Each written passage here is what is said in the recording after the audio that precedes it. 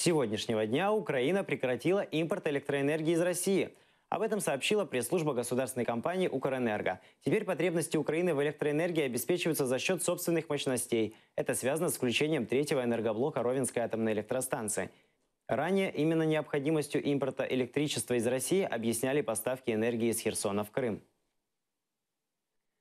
Но энергетической блокаде оккупантов украинское правительство участвовать пока не готово. Киев будет дальше поставлять электроэнергию в Крым.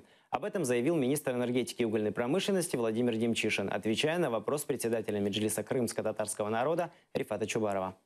Пане міністре, завершується угода, яка підписана вами у грудні з Росією. Ви знову маєте намір підписати угоду, щоб постачати електроенергію окупантам в той час, коли десятки кримських татар в застінках ФСБ. Рішення по поставці електроенергії в Крим – це було рішення Кабінету міністрів. Я ще раз буду в цьому році виносити на продовження цього договору. Тому що я переконаний, що для того, щоб повернути цю територію в Україну, ми повинні з людьми, звичайними людьми, які там проживають, відноситись адекватно.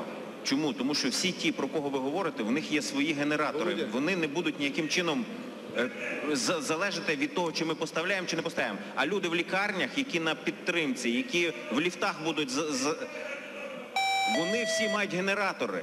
От ці військові генератори, про які ви говорите, а звичайні люди будуть терпіти.